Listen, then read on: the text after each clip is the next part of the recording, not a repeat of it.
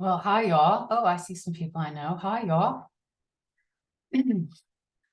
I'm Pattie McCarthy. It's such a pleasure to welcome you all to this edition of the Brooklyn Rail Wednesday Reading Series. It's my understanding that this is the 164th Wednesday reading at the Rail, and I'm so pleased to be a part of the series, especially with the three poets who are joining us today. When I moved to Brooklyn from Philly in 1998, Marcella Durand, Tanya Foster, and Karen Weiser were among the first poets I met and became friends with.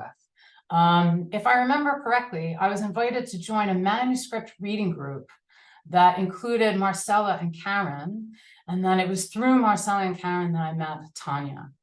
And I was working on my first book at the time, and these poets that I met early in my days in New York were a super important part of my writing life and also my life in general. As we became friends, we remained friends until this day, which is so lovely. And when I was asked if I wanted to curate a reading for the series, I just thought it would be really lovely to get to hear Tanya and Marcella and Karen read together because we've been friends and kind of poet friends for such a long time, since the last century. We're turn of the century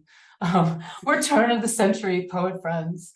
And it's nice to be able to gather them together. And we are joining you today from Philadelphia, New York, and Mexico City, as a matter of fact. We're going to read in alphabetical order, and I'll do a brief intro of each poet before they read. So, first up, Marcella Durand. Marcella Durand is the author of several books, most recently To Husband is to Tender from Black Square Editions. And she is the 2021 recipient of the C.D. Wright Award in Poetry from the Foundation of Contemporary Art. She's currently working on a new collection, which has a three-part title: Circles for Wheelmakers, Prosthetic Tongue, Detective of the Invisible. Please welcome Marcella Durand. Thank you, Pattie, and thank you, Brooklyn Rail. I actually forgot about the manuscript reading group. That was such a wonderful gathering. Yeah, it's just so great.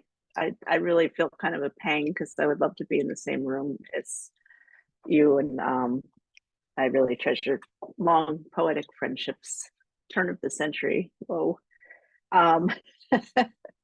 So I'm going to read mostly new work. I'm going to start with I was kind of messing around with this sonnet. Unlike hundreds of other poets, I was messing around with the sonnet structure, which probably as soon as it was invented was messed around with. And my particular mess was to kind of put a violent turn in the middle at the volta, which is where the sonnet turns, and I would insert an actual physical drawn thing just to really try and turn my thoughts and see what happens. So, and this is also a sonnet form that ends with the same word at every line, which you'll soon be able to guess on your own anyway. So thank you. Spiral sonnet. What to discover in the center of a spiral, walk to when everything collides within a spiral? How can there be a downward spiral, given the equilibrium of a spiral? The level existence of a spiral, galaxies float, perfect manifestation spiral, collision inherent in a spiral, elements drawn into each other in a spiral, find each other at the end of a spiral, back and around to the idea of a spiral, round around to the spiral, a definite inside of a spiral, the inland core of a spiral. We here are inscribed into spiral. This next piece starts with a quote by the French poet Philippe Jacotet. I cannot close the door of this enchanted place because I have it in my heart. I broke the word at the same place. It was smashed by a rock or a pine cone. A mushroom grew out of it. A woman told me mushrooms are invasive. So I wrote a bee-sized poem, and I read it to a bee who seemed uncaring. It chose pollen over my words as city planners choose money and trouble and construction men in their yellow vests and hard hats, millions of them about the park. They love to dig in the park. as I love to cry in front of them and look mournfully with my large black velvet sad eyes at the fences they have set up between them and me. The bulldozer backs up almost to my hands held out, and further it breaks upon the forest. Its body is yellow as being betrayed. The forest, after everything has been cut down, a few trees, a few squirrels, some paper on the ground to remember it by. No trees, titled after John Ashbery's Some Trees. Those trees were amazing. Each stands alone from us to be not human and close enough to connect through stones and soil, by chance and not by chance, even in cement or concrete or asphalt or turf. They spoke before their value was decided. We did not invent them, and then we silenced them within maze of uses, needs, and laws. The world seemed to agree with us, finding other structures more acceptable and trees as replaceable, without value, not so amazing after all, merely transitory leaves and air. Their being there meant nothing, absence to be shaped to noises of bulldozers, trucks, and chippers, wood to be replaced by concrete steel. Rendered piles of branches then boiled into pulp, then paper.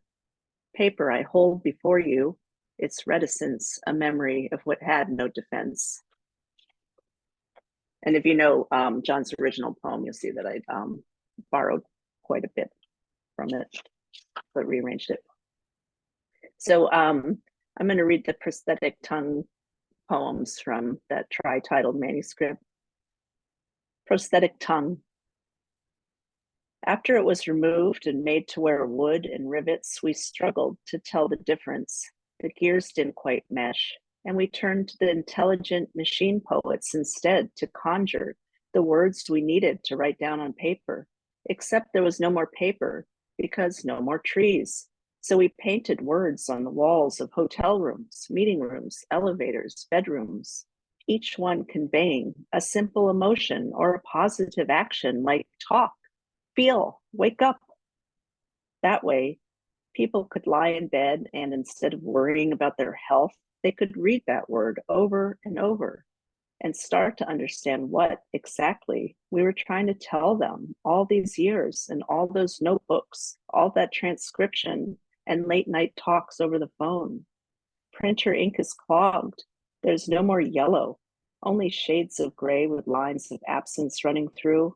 See what you can make of those dots. Prosthetic Tongue. Tell the machine, my soul is yours, the teleportation of it. We touch digit to digit, thumb to thumb, in triangle of heat, cool breath in, hot breath out. Your voice over the lines, a miracle, to be ravished, how your voice comes through electricity, coalescing about us, tracing through earth, water, walls, through satellites forcing sky to grids that fool us as star or as alien, communication from afar, organization, point and lines in the darkness, constructed to be visible, audible. I am out at the edge of sea. My hand touches my ear in the sky to all the others who live deeply inland. Prosthetic Tongue. An idea for a poem might be an idea for all of the poems and their antecedents, their mistakes and ramifications, echoes and effects, memories and precedents. An idea is nostalgia for what might not be, nostalgia for books piled up in a closet, a resonance room, a phrase, an idea that became a sketch, drafts, failures, mistakes, or worse, missed opportunities.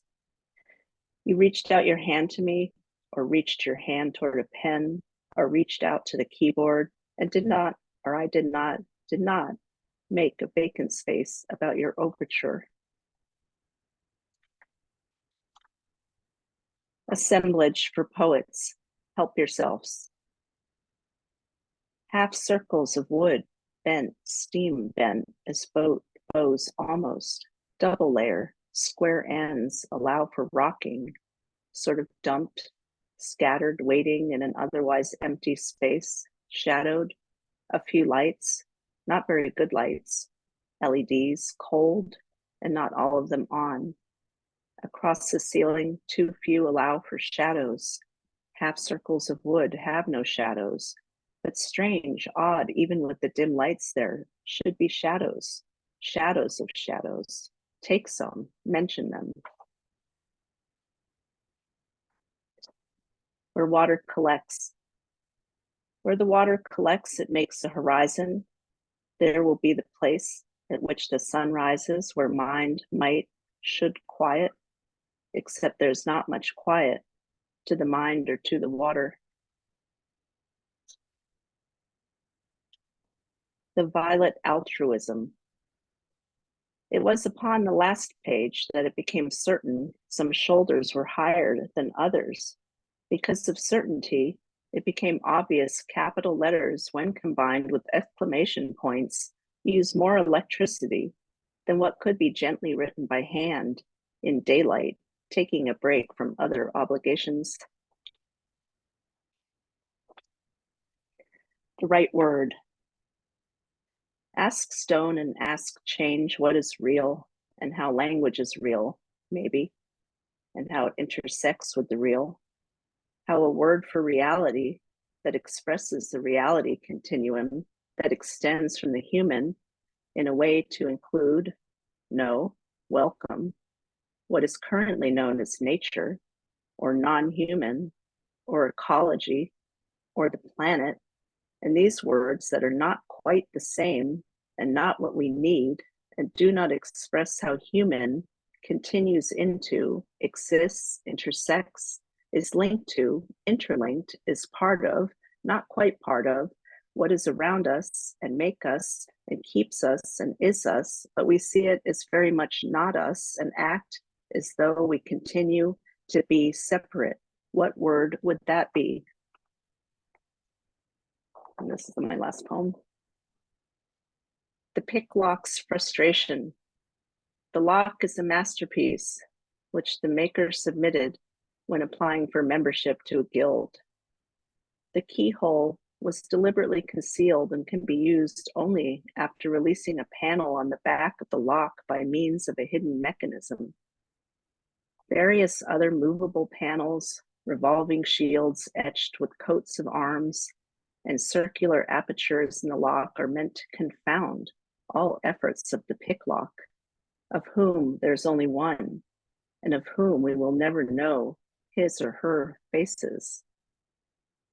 Even now, the picklock escapes over the sands and snows of the endless spectral and fierce ranges over yon, carrying this very lock in a pocket, and not the dupe we look at through glass, mystified as ever. Thank you, Patty, again. Thank you so much, Marcella. That was excellent. Thank you so very much. Our next reader is Tonya Foster.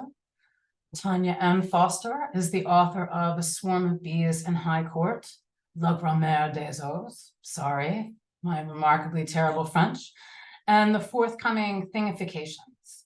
She's the co-editor of Third Mind, Teaching Creative Writing Through Visual Arts, and the forthcoming Umbra Galaxy from Wesleyan University Press. A recipient of awards and fellowships from the Foundation for Contemporary Arts, SF MoAD, Headlands Center for the Arts, Radcliffe Institute, Creative Capital Foundation, the Mellon and Ford Foundations, among others. Tonya Foster holds the George and Judy Marcus Endowed Chair in Poetry at San Francisco State University. She is the author of a host of yet to be finished projects. Please welcome Tonya Foster. Yay.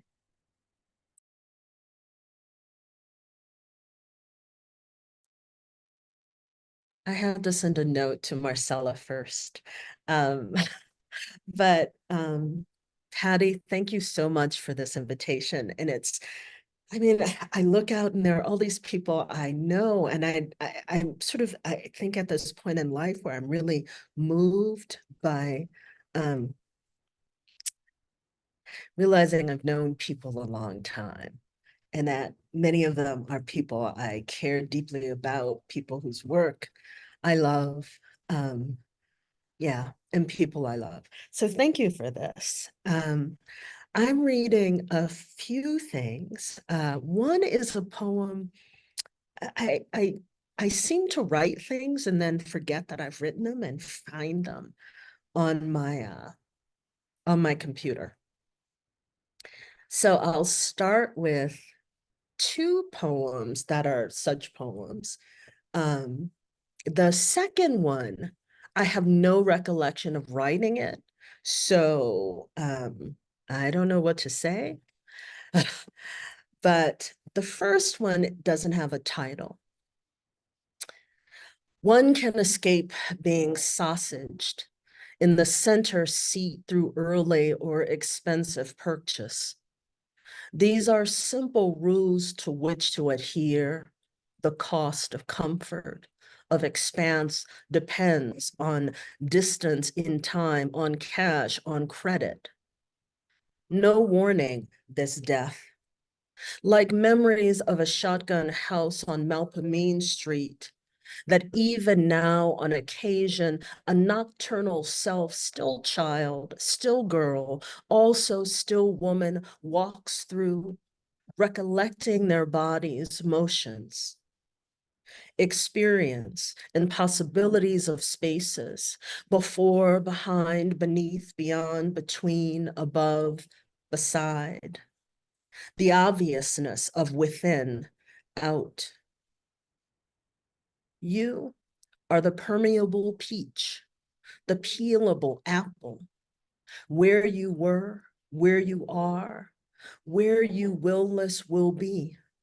You, a younger you, on the shotgun step, you, a still you and younger you, shaved head and front. I will one day, metaphorically, walk where you are. The second one has a title. Maybe a boo wrote this. From death to death aftertaste. What the tips to feel deeply first barely touch. The salt of you along the arm, along the elbow. Tell me about your father. Truth me with your tell. Word is root and blade, like a father, your father, seed and sickle. Tell me about your wound. I'll tender it touchly along. Wound me with your tells, your tongue's slavish whispers tickle my back's bend into you.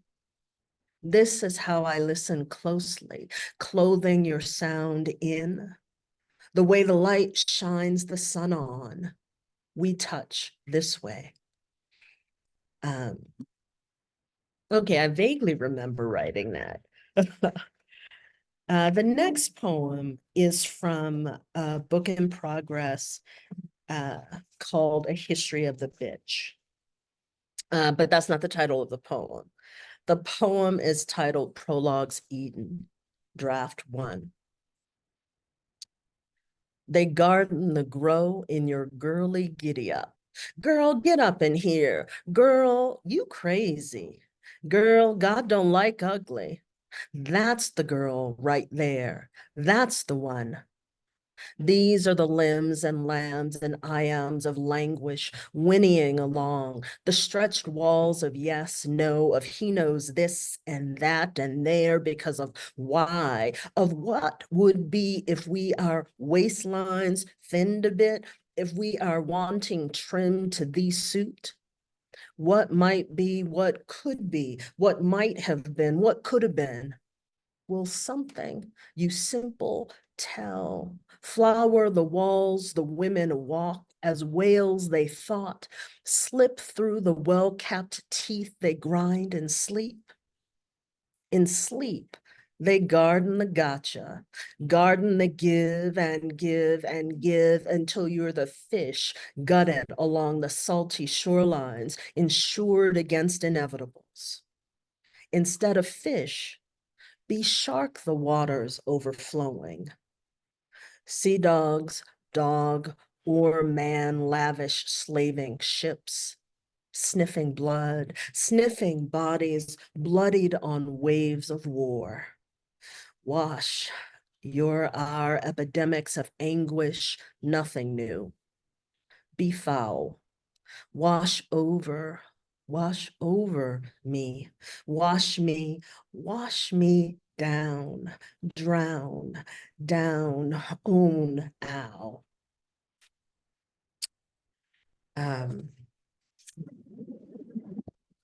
The next poem is, this is an excerpt from a longer poem, In the After. 1. March like the soldier through the sonic insistence of breath. Breathe in the minute, in the minute, in the moment, breathe, breathe, breathe. Body rest away the rest. Then breathe, breathe. Bodies arrested, body rest, body rested, body resting in as recline. Body rest, body rested, bodies arrested who are loved. Body politic is as decline. Body rest in each breath, in each breathe, in breathing. Body rest in each breath we take. Bodies rest in each breath taken by the body politic's restless decline. Body rest in the sonic soothing of our saying, a tongue tenderly tending. Body rested from its resting in the sonic insistence of our isness. We move through by moving as an unmarshaled we. 2. But if I love you, what we are is of consequence each to the morning, each to the afternoon, and to the evenings retire. But if I love you, time is immeasurable and irrelevant. There is no easy accounting of the train's arrival, of the ship's docking. But if I love you, you are not drawn as an easy other conscripted in the agonies of marketed and marketing brands. Arrival and its possibility are verdant present joys. Leaving and its possibilities are expansive desert joys. But if I love you, you are not me. And we dance along our incongruous, broken roadways. But if I love you, I will love many in the multiple that I am and that I love.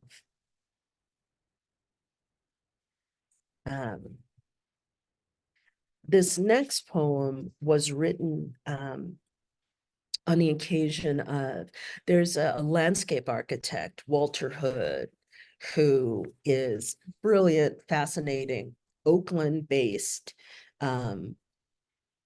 architect who taught at Berkeley a long time. And I was really honored to write a poem in honor of, I guess he received an award from the Architectural League, and I was commissioned to write a poem. So this is called Hood Hauntings. And if you can get any of his books, get his books. He is brilliant and unexpected, and yeah. Okay. At this hour, standing there, here among you on this bit of earth that is our momentary lot, I want to say that the self is not to a single body bound. Earth is, after all, a planetary constellation pressing past our cautiously corralling calculations. I want to say that the self is not to a single body bound. The tender way she holds her lover's scarf tells us everything she won't say about his touch, about her quiet wanting. I want to say that the self is not to a single body bound. In the gentle way the bearded addict folds his lanky arms across his torso, ashen is a semaphore for what we cannot hold. I want to say that the self is not to a single body bound. The doubter, situated as he is at road forks and rivers, dreams in circuits of certainty that can only short circuit one such as he. Now, I want to say that the self is not to a single body bound, and the optimist has never seen the schist for the moss, and the pessimist refuses to see the sky beyond the mine, and refuses the sea that was, is not always, and that is not will be. I want to say that the self is not to a single body bound, and the loner who knows this cries to herself, wrought of words and worries. She hunkers down with her arms full of absences more bearable than the gregariousness of neighbors. What is an I without you or them? Say I want, therefore, to say that the self is not to a singular body bound, is to dream in real time, times talk, is a cosmic conjuring of past the metal fences, past the clipped and cultivated lawns, past today's neighborhood congregants, past the omnipresent past. There's no way of filtering out. To say that the self is not to a singular body bound is to make space for the girl become lover, become mother, who breathes for a time for another, is to embrace that each I is only in the company of we, even if only an idea of we. And myself is not a single body, is not a body singularly situated among the stars, among things, among thoughts, among words, among syllables, among shopping carts, among breaths and boxes. Myself is not by my body's boundaries bound. In the thicket, we are. I am because we are. And we are mostly spirit, salve and machete.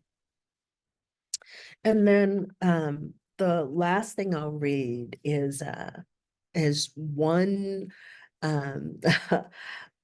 stanza of a new poem.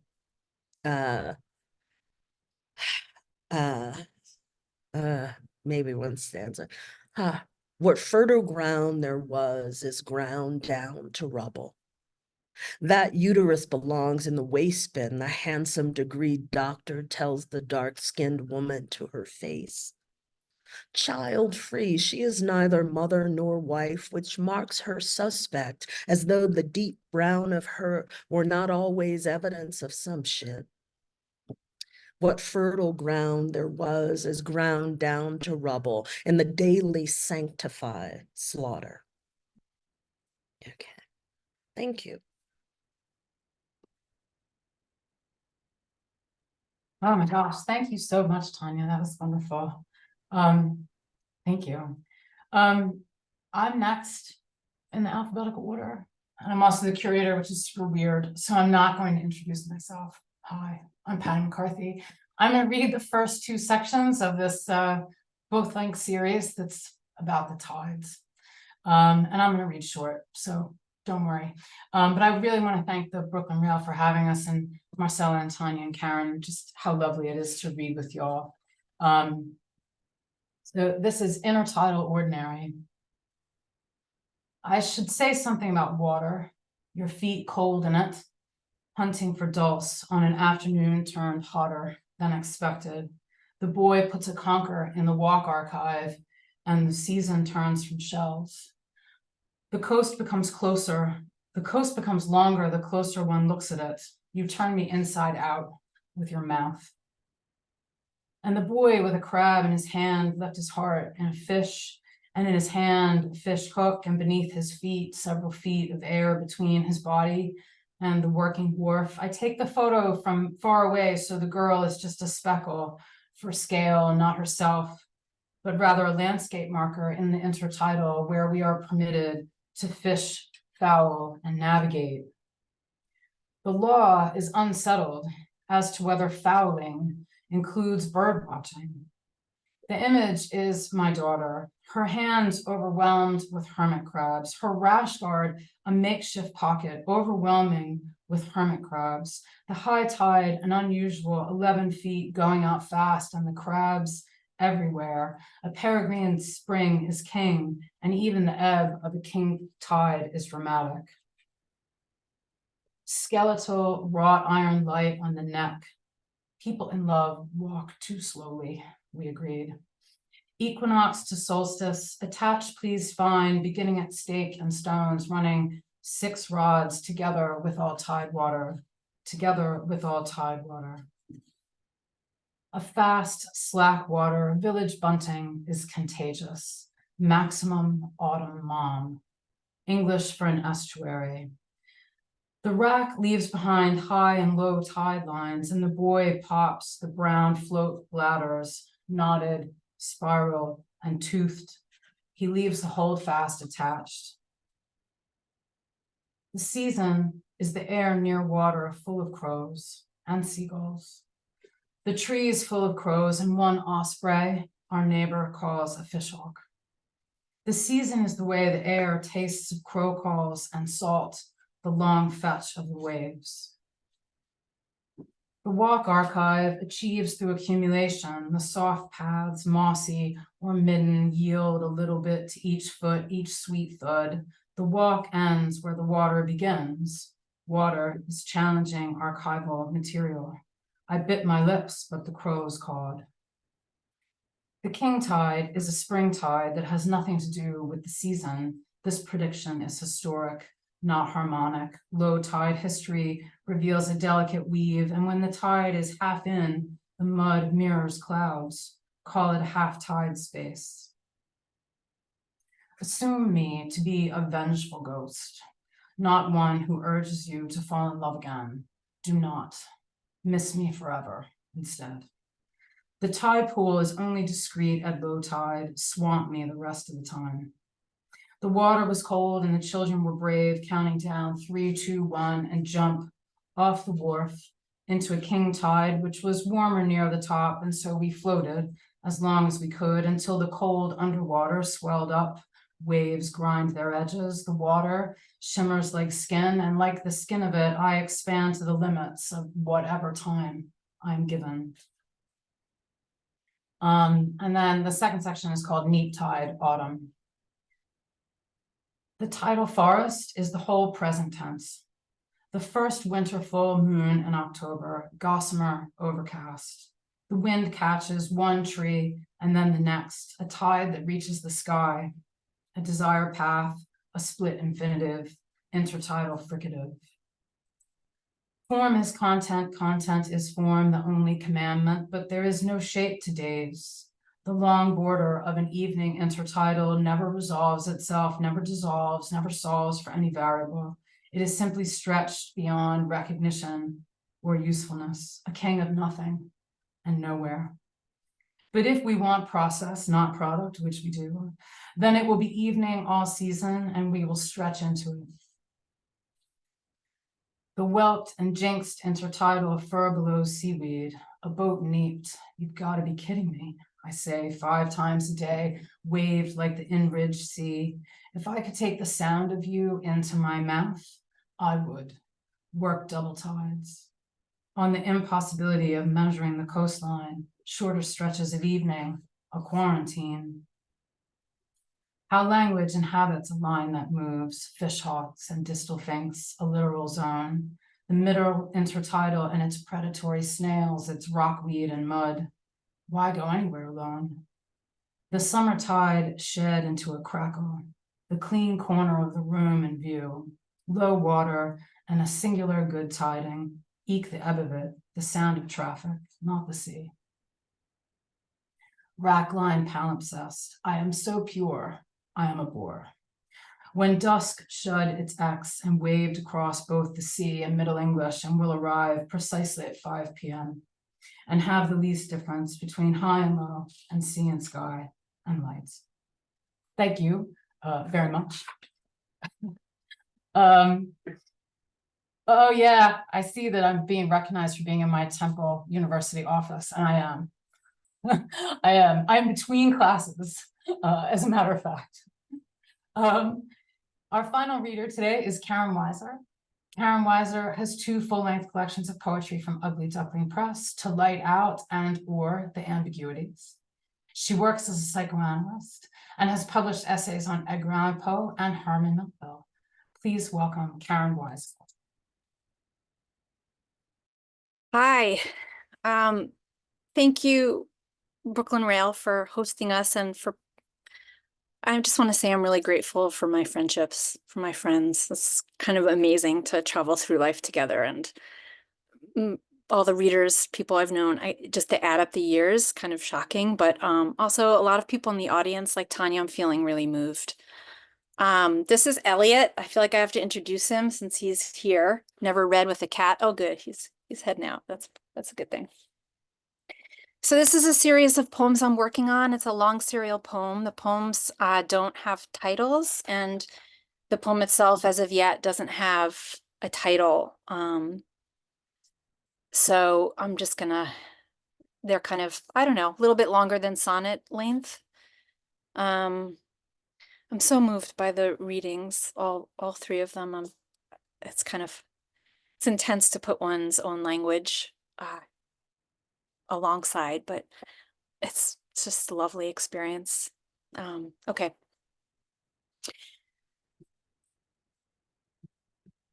And now I am ready with the promise of comfort, whose shape is a furniture in the mind, directing the body when and where to give up its stance. Here you rest, here you are comfortable, here you fall asleep on the book, whose pace moves, a wind blowing in the open window, and dream only of images that fall outside of memory. Like teeth you can't keep in your mouth, or anger you feel flooding your system, an electric shock, not unlike an epileptic fit, to shut down, off overload the space between us. 2 sentences are alike, but I am alone with certain of my thoughts that will not be put in lines. The patterns make a page alight, the darkness of the room against its edges, a bleak and feeling shape, much like the field between us, in tie, in levitation, altitude, texture. We are no longer twins, I fear. I have fallen back into the single state I was always of, adrift like an iceberg slowly melting into the light. Bring forth the authority so we can see it, that haze of resentment emanating from us, an imprisonment to feel oneself, as if the book keeps moving before you still and reach for it, before you slow down to its possible meanings. Turn your neck over your shoulder and look. What does the page of the book say? Its weight in your hands, the feeling of reading. A body alive here, I am suddenly here, as the jarring quiet of the street lets me hear my own movement, the way the cityscape feels in the hush of dusk. Like Attell, giving the mountain her daily presentness, even Melville couldn't resist. The mountain can be there in the landscape, an everyday being. But turn down the mountain at its top, a fearful drop into the unknown, its messy aliveness, a present calculus, a camaraderie like a name in the mind. It's a surface when we feel we understand what we see, as if each word, each cell has a precise meaning, a thing. Underneath, we feel the infinity of the search for meaning, echo in the chambers of every cell, the way a pattern on the skin gets felt throughout the body. You are coming, I am disappearing, a proper posture in which one can let in new thoughts, that turn down the mountain toward momentum. If we can smooth out the edges for one another, in order to write, we must work through our preoccupations. I wait for you to close your eyes. When I admit the secret mechanism that opens me to you, when I fold you in my heart, those hinges, they dazzle, no squeak, no sway. My sadness is a drawer whose hinges are giving out. They sound of birdsong. The houses possess secret drawers also. Fly over the houses of government. Not ours, but still, the birdsong wafts over Parliament, the cowbird baby, to pump a spool of blood set free by the knife, the gun, the war. How many folds must your heart produce to be fluffy? Birdsong, that cowbird baby will sing a warbler song. To admit this is a parable of uplift, I admit this is a parable with a process dazzling to behold, rough and ready. Let's admit, do you bend and place in your heart that secret drawer? How many does your heart enfold? Oh, how many fold into your heart? How many folds in your heart? Our words tie us up tight, get tighter the more you pull. Wrapped around one limb can alert another to movement, about seed and sun, or song and hinge, friend and enemy. One red string or another, bring in the dream of darklings, that parable, to unfold it in order to read one word. Here's an afternoon to pull apart the letter, and yet we try. How do you mean your words? I am my own scribe as you are yours, and our languages are never easy to tally. May the day echo with another memory across time, hearing it on the outside of the car roof. That sound, a sad no. I don't mean sterile sheets of rain, pattern moving with a tempo I can't register, to be known. Out of what does mind develop? Slow into the rightness of a feeling. The baby has no language yet, but a texture, guttural hitch, a pinch, a slide. It's the feel of the words that make us choose them. See for a moment before the stars dim against the cavern of my mind, your mind, so that we can. But that isn't true. I'm tired of having a body in time. My hands want to touch yours and don't. I would say I'm tired of having a body, the way the light divides a street, the way of our forgetting. Almost as important as remembering what the poem makes of time, spread out like grass, a carpet that moves as it breathes.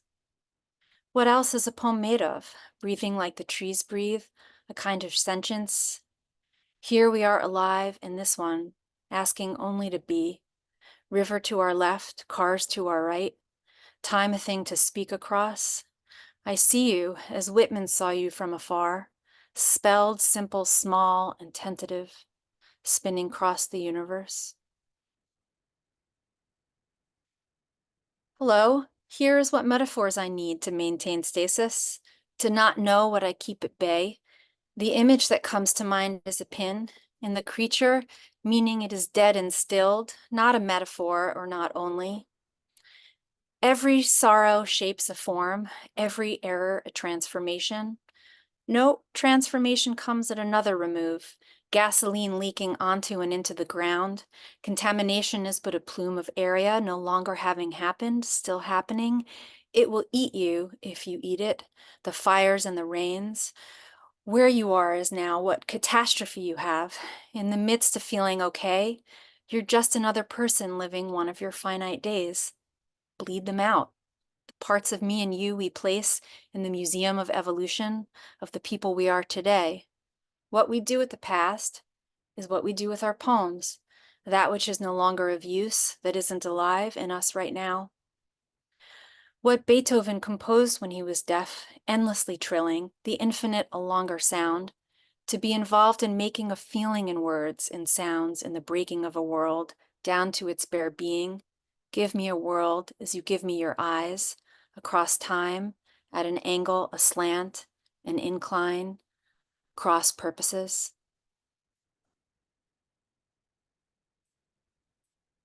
The Puritans also thought that each word contained sacred and profane, both meanings not in oscillation but tandem, where we attach something of us, ballooning fabrics that hold fast to structures and give them shape.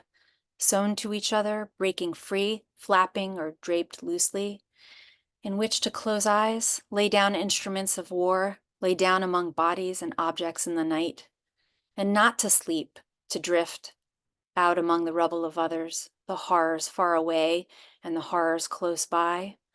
Home. A fan lands on the stairs, a leaf dragged in, a piece of mail, the steel hallway built to withstand earthquakes, when all the buildings, as I looked out my window, curl like sudden S's. All language is memory, and even its sounds, its rhythms, its passes come to us from how our bodies were handled, are handled even now. How far can we extend our care, our words, and their vague static? I hear only quiet at the boom of this command. A ghost dreams me into myself with a sudden word, that Heimat, both communal and not.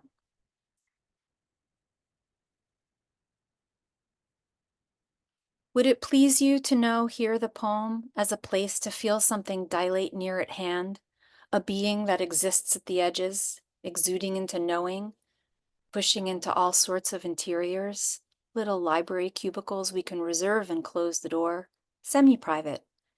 It's another such detour to study, to bind some aspect of the self into form or shape, an energy, a knowing, an incantation, a cloak the metaphysician wears when all his other physical manifestations are left unknown.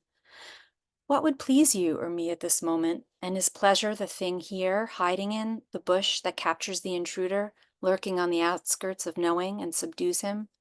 A plant-like swaying, but with no external wind.